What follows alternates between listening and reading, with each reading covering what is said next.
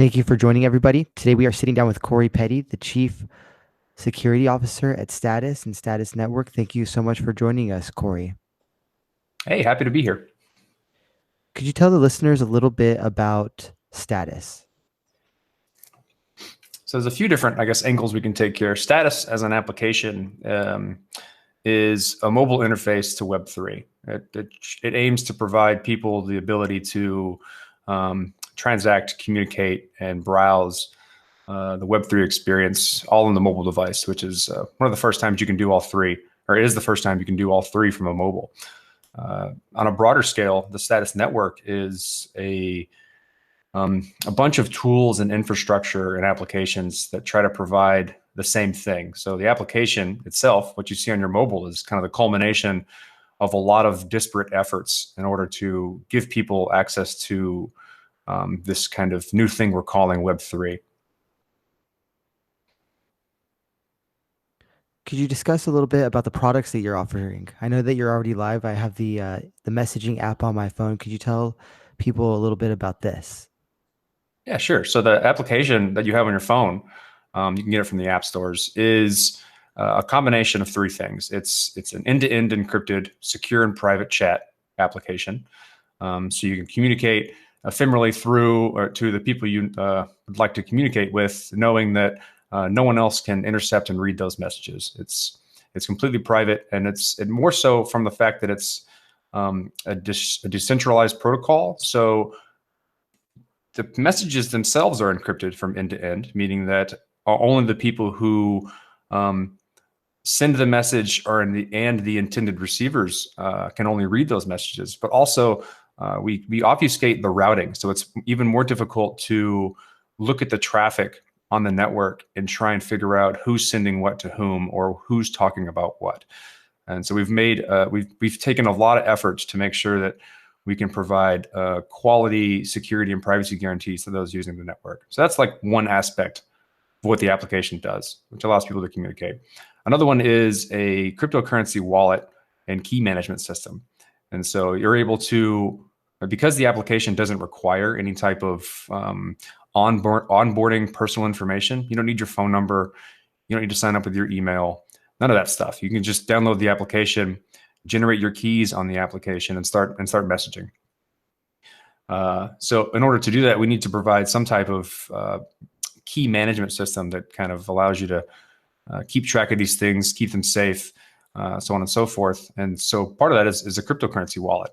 So you can also store your digital assets like Ethereum and any tokens on the Ethereum network and manage those.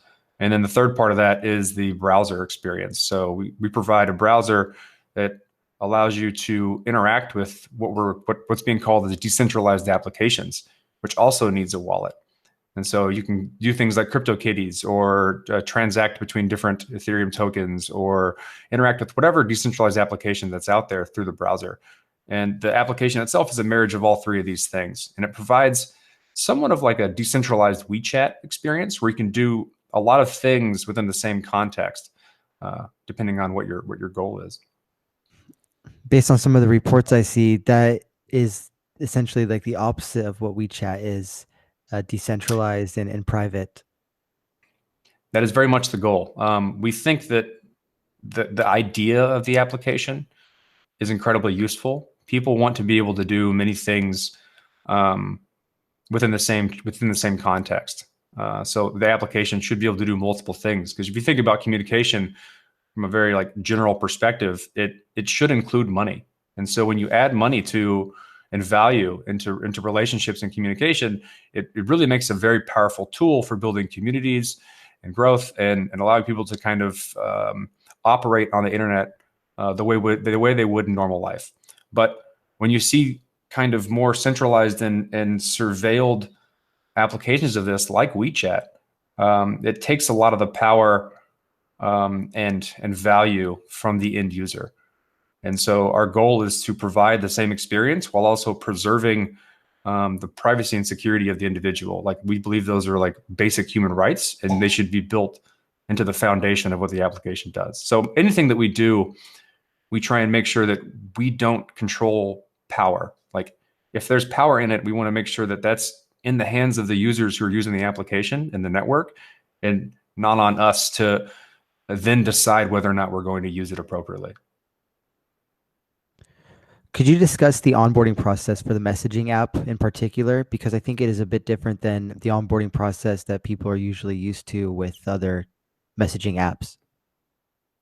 Absolutely, and that's something that I think is going to be a barrier of entry, or something that's difficult for a lot of people who are used to, I guess, traditional web apps. Is the onboarding process when starting Status or any or most Web3 products is generating keys and then attaching some type of personal identifiable information to it if you want to. Uh, so anything in the Web3 allows you to take full control over your data and then disclose it to whoever you want within any given context. That means is that I start with nothing. I generate keys which have no real value to them at any given point until I add value to it. So say, for instance, you download the app, you go through the onboarding process. It tells you like, okay, well, let's generate your identity. And so what it generates is a public and private key pair, or a set of public and private key pairs, and gives you a pseudonymous name because no one likes looking at a long string of hexadecimal characters, right? And so it gives you this kind of 3-word pseudonymous name, which is the fingerprint of what your key is. It's who you are. And that's randomly generated on your phone the moment you make a new account. And then from there, you have options on selectively disclosing information about yourself. You can do things like create an ENS username, which is a unique username within the ecosystem that allows you to be found, and it can be guaranteed unique because that's something that's written on the blockchain. Unfortunately, as it currently stands, you have to do things like you need some Ether and some S&T in order to do that, which we're working on solutions to make that onboarding process much smoother and easily, so that it's on par with what you would do traditionally. And the problem here is that because you have to maintain responsibility of your value and your identity, and you don't offload that to someone else, it adds a bit of friction. And people don't quite like that because they're so used to offloading that responsibility to third-party services and saying someone else is going to take care of that. But because they're doing that, they're also giving them the ability to kind of manipulate, hoard, take advantage of whatever that data is. And it's going to be somewhat of a transition. I'm not sure what it looks like in the end, of people having to do a little bit more in the beginning to make sure that they've set themselves up correctly to be a good citizen of the internet, instead of offloading that responsibility to third parties. Could you discuss how decentralization helps preserve some of those basic human rights you mentioned earlier, like privacy? I'm not sure. I don't ever like saying like decentralization for decentralization's sake.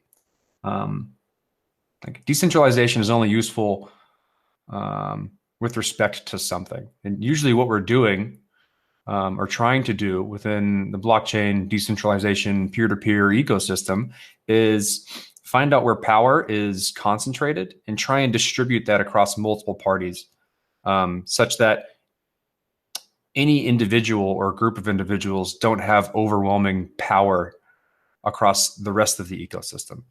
And that's most of what blockchain systems are doing, is they're taking the trust, like traditional trust, and kind of what you rely on or who you rely on within a system, and trying to distribute that as best as possible. And so when you're talking about a messaging platform, for instance, so like how we operate and pass messages, we use a decentralized system because we don't want to rely on any central server to be the central point of failure for the messaging relays. Like if status ceases to exist and we no longer have the ability to develop the product, the network should still carry on and be able to be developed on by anyone who wants to. Or if some of the servers that we run on behalf of the network for some reason or other get destroyed or burned up, anyone who would like to continue the network should be able to just run their own and continue the same thing. And so we build stuff in such a way that there's no reliance on any central third party, or we try to reduce that as much as possible. And that's the idea of decentralization here, is that you shouldn't have to rely on status to use the status network or build on the status network in any way, shape, or form. And I think that's an important thing, especially as we're seeing a lot more like surveillance, people losing their original mottos like "Don't be evil." Uh, and things like that when they have the ability to do so. Because when you build stuff and with this infrastructure or architecture in mind, you kind of have to do it in such a way where you relinquish a lot of the power and you keep things. You no longer give yourself the ability to say, "Don't be evil." It can't be evil. I don't have the power to do these things because that's the only way these systems actually work. I like the way you answer that by saying you don't like to use the term decentralization for its sake, because I feel that sometimes in the blockchain space or the decentralized technology space, it is kind of used just because as a slogan in some ways, or as a catchphrase. And I think that that sort of precludes our ability to think critically about decentralization and the ways in which we can implement it in the ways we need to in order to preserve some of these, namely privacy and to avoid reliance on third party apps. Could you discuss these third party apps and reliance on centralized apps, particularly at the transnational level, and why people should be careful when it comes to some basic human rights, as you mentioned? Sure. I mean, let's talk about who you are on the internet as it currently stands. All right. Do you own any portion of your digital identity? Like you don't own any of it. There's none of it that's something that you control. You ask the vendors and applications that are the custodians of your identity to do things on your behalf, and you hope that they are good custodians of that information. But in reality, like time and time again, they've proven not to be. Or if they are, they've proven that those who'd like to get access to that information can, because they can't secure it appropriately. And when you build systems that aggregate information and store them in a central place, it makes it much easier or more appealing for people who would like that information to attack it and then get a tremendous amount of information on a relatively small amount of work. Uh, and that's the way, that's an inevitable conclusion or an emergent property of that particular internet architecture. Whenever you build things that centralize and aggregate information, it puts a tremendous amount of power and responsibility into the custodians of that information.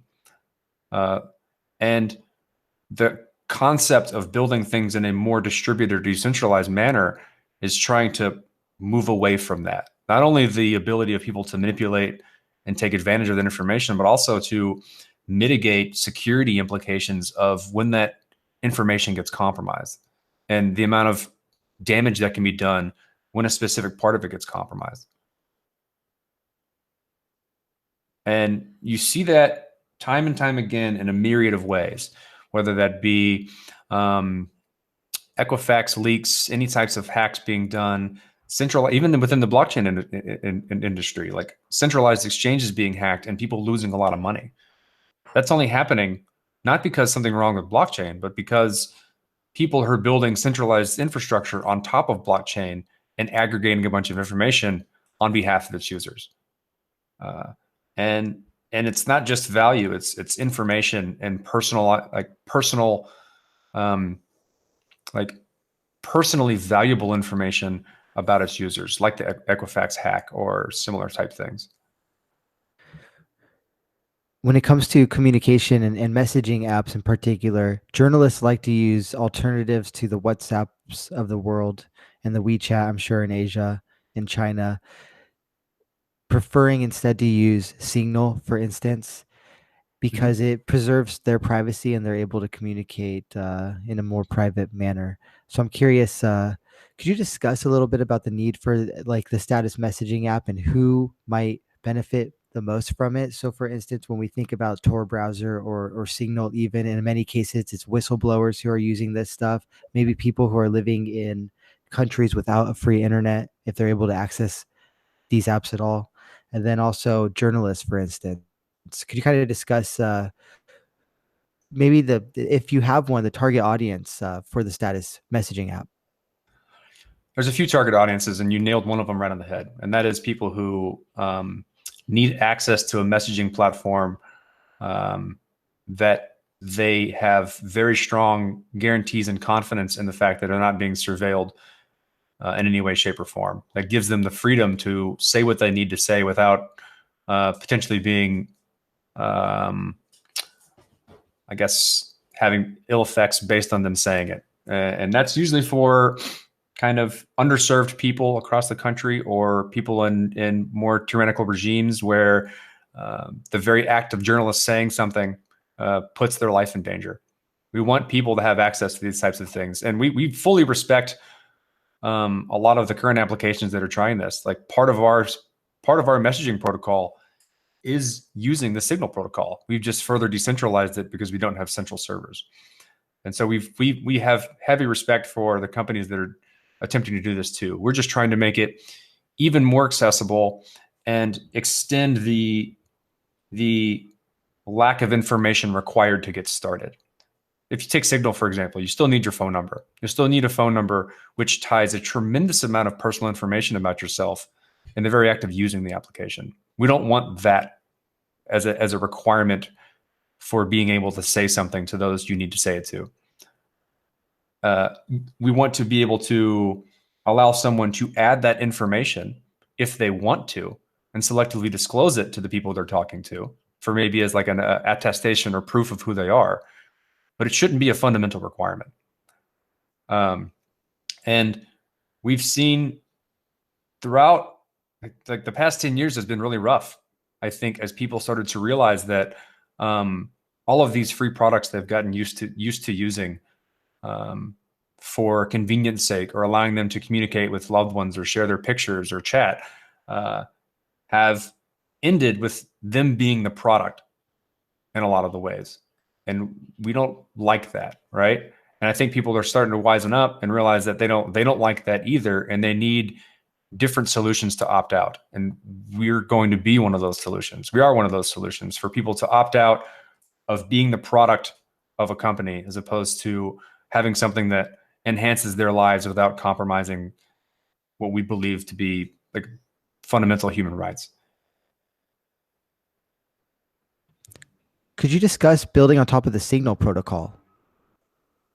Yeah. So at the very base layer, we're just going to talk about the like the messaging part of the status application, which is a network of computers that passes messages, right? You think about kind of those standard kind of graphics you see for blockchain and distributed networks. You just got a network of nodes that are all connected to each other and kind of rely on each other for information by passing messages around. In a sense, that's exactly what the status network is. It's a series of nodes that communicate with each other and relay messages to each other. And so this is like a peer-to-peer gossip network of information. The messages they're sending around are all encrypted envelopes. So the nodes don't necessarily know what they're passing around. Only a very surface level amount of information about kind of I guess that's a really hard. The messages just pass around basically envelopes, which they know very little about.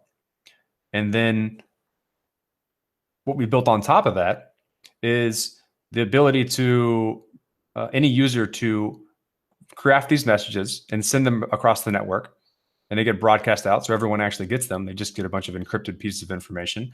And the intended recipients, through public and private cryptography, know how to listen on the network for the messages that they want to hear. And they're the only ones that have the ability to decrypt them. So I, as a status client, I craft a message to my friend, and I encrypt it with his public key. And then I broadcast it out to the network, and that person knows how to listen for it. He gets the message and he decrypts it. But what I've just described to you is a very naive, simple way of doing end-to-end encryption. And so that's just a decentralized way of passing messages around using simple cryptography. What we've done on top of that is for like point-to-point direct communications and private group chats, we've added the double ratcheting scheme, which allows us to do the same thing, but add what's known as perfect forward secrecy or forward secrecy. And that is, with each message that's passed back and forth, we do an additional layer of encryption where we ratchet the keys and encrypt it with a different key every single time. And in such a way where each of the participants involved in the conversation understand what that key should be based on a shared secret. And I guess to break that down is, say for instance, I lose my my key and it gets compromised. And so that attacker, under the naive way, would have access to the entire conversation history, both in the past, everything we've sent in the past, and everything that could be sent in the future. Because the material that encrypts the messaging doesn't change. But with double ratcheting and what's known as X3DH, the signal protocol, I can lose, if I lose any individual message key, the only thing that gets compromised is that message. The attacker doesn't have the ability to read anything in the future or anything in the past. So that's what the signal protocol provides, is the perfect forward secrecy. And it really limits the amount of information that gets disclosed or potentially disclosed if a key gets compromised. And so we built that on top of our decentralized messaging layer, which further like kind of obfuscates or hides who's talking to who and about what. And so if you just have the network, that's quite a lot of security. But when you have really important private conversations and you need to be sure that who you're talking to is the only person that gets to read what they say, and you want to limit the amount of kind of potential damage if they're not good with storing their keys, then adding something like double ratchet and X3DH or the signal protocol drastically improves that security. And we're seeing a lot of the majority of the real security-driven applications start to adopt the exact same thing. Have you seen an increased interest in your apps since, let's say, the response to the coronavirus pandemic kicked into high gear in mid-March? I would say yes, but let me caveat that. Because we take so many steps to not have the ability to see what's going on within the network, it's very difficult for us to see with a high degree of certainty what that growth rate is. We have certain metrics by looking at the network that kind of like, total amounts of envelopes sent, maybe peer IDs, these types of like, metrics that we can see by looking at the network. We can see growth, and we've seen growth over time, especially since kind of the pandemic lockdown. But it's hard to attribute it directly to the pandemic lockdown, because over that time, we've been doing a tremendous amount of work across the Status network, increasing the usability in the product offering and what you can do within Status. And so attributing it only to the lockdown is very hard, but we've definitely seen a growth. Just that, even if you just look at the number of application downloads within the App Store, those continue to rise more and more. But I would like to think part of that is because we're doing a good job of making the products better. Okay, so I'm going to read a part of a blog from Human Rights Watch, and it's called Mobile Location Data and COVID-19, and it's got a few bullet points. So it's essentially how is mobile location data being used to respond to COVID-19? And it begins with contact tracing is the process of identifying individuals who may have come into contact with an infected person. Enforcing quarantine and social distancing orders. Governments are imposing quarantines and other restrictions on movement, including broad lockdowns, closures of businesses, etc. Big data analytics. Companies and governments are also examining location data in aggregate form to better understand general patterns of people's movements and behaviors and how these have changed over time. And then hotspot mapping. Hotspot mapping is a type of big data analysis that involves the use of location data to piece together the movement or location history of individuals who have tested positive for COVID-19. Could you discuss how this creates this is pretty much this is the new normal. If we were having this discussion in quarter 4 of 2019, we wouldn't be discussing these issues. Now, how does this kind of set the stage for an app like Status to be adopted in greater numbers? And why is it important for people to maybe think these new techniques through? Oh man. Uh, how do I want to answer this question? So the And I guess concept of contact we can really tracing. also we go ahead. I'm sorry, you want to rephrase that? Go ahead. Yeah, and I guess it kind of also comes down to like the fundamentals of like privacy and the importance thereof. Like I was getting to the point where I was viewing privacy more as like the trade-off between radical transparency and not, and thinking that people wanted like a fair trade for their data. But now we're in a whole other like ball game now. Yeah. So go ahead. Yeah. It's hard with a situation like this because if you think about the most efficient way, just from an efficiency standpoint of destroying the pandemic, it's brutal enforcement of social distancing. But by brutal, I mean like draconian. Like if everyone social distances, it's gone in 2 weeks. Period. But there's a tremendous amount of fallback from something like that happening. And the more steps you take in the process of taking personal data and utilizing it to enforce power, even if it's for a good cause now, the more difficult it is to get that back and not have it become the new normal in terms of what power someone else has over you and what information they have about what you're doing without your permission.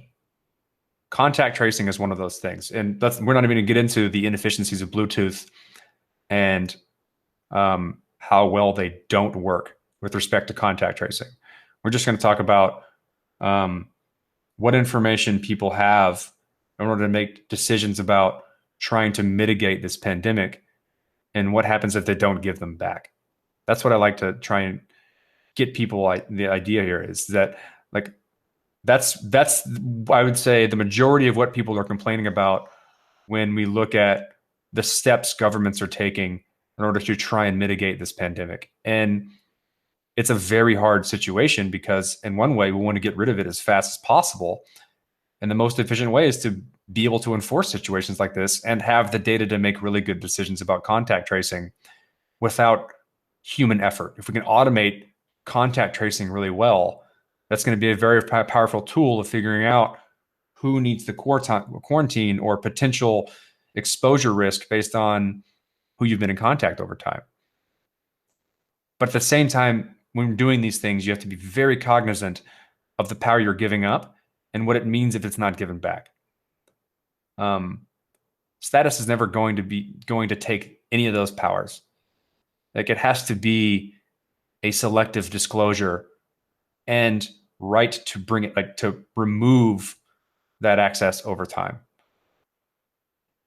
or start over.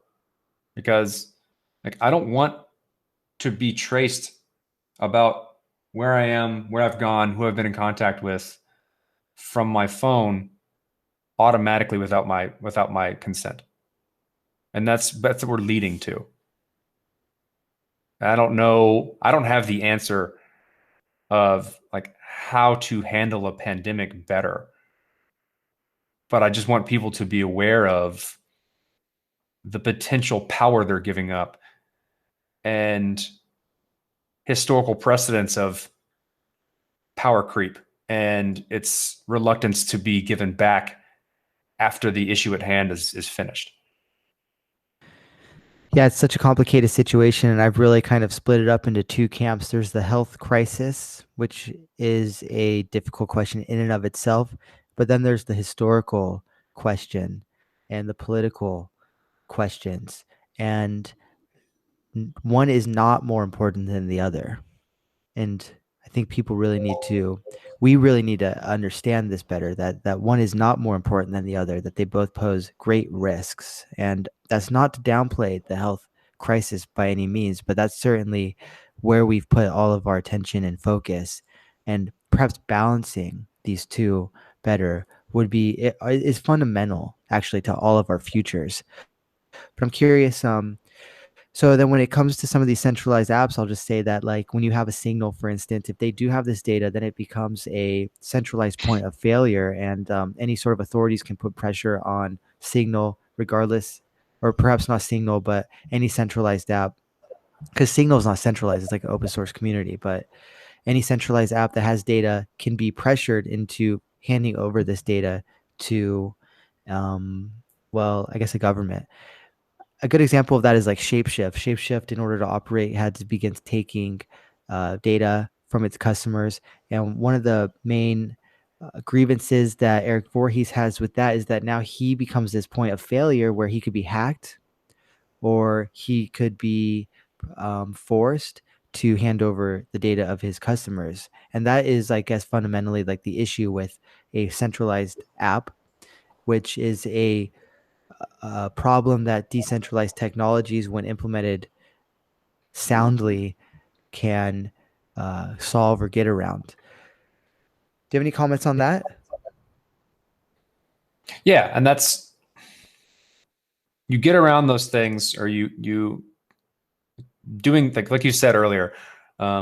How decentralized systems deploy these things makes a very big difference in their ability to scale and not become centralized points of failure. Shapeshift, and like as a clarification, like Signal is a centralized application. You rely fully on Signal servers. If Signal has to shut down those servers, Signal doesn't work anymore. Even though the protocol is open and shared and many adopt it, the application itself is centralized. If I won't be able to use my Signal application if they're forced to take down Signal servers. And the same is true about Shapeshift. It maybe didn't used to be, and it was non-custodial, but if Eric is forced to take down his servers, you can't use Shapeshift anymore. And because of that, and operating in the land of fiat to crypto exchange or crypto to crypto exchange, depending on what you're trying to do, he was forced to do KYC and AML, which is like within certain jurisdictions is a reasonable thing to do. Like if you're going to live in a jurisdiction, you should play by the rules, or like expect to have rules imposed on you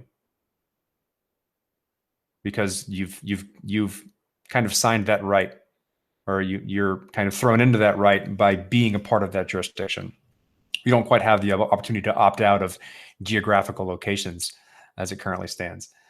But like if you build something in such a way where you don't rely on a single entity to do it, then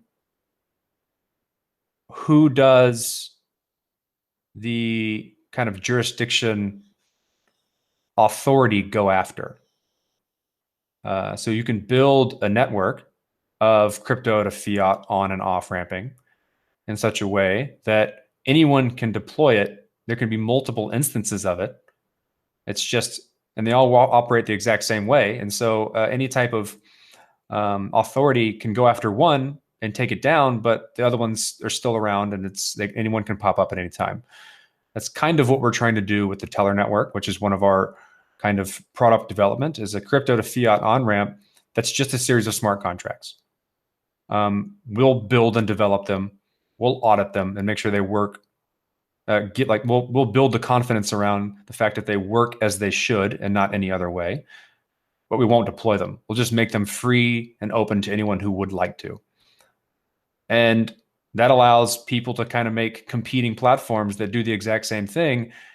And then it's about vying for attention to get people to use their platform for the same functionality. But as opposed to what we currently do on the internet in terms of attention hoarding, you're doing it in such a way that the people who are using your platform are doing so in a positive manner. So you're not taking advantage of the people whose attention you grasp.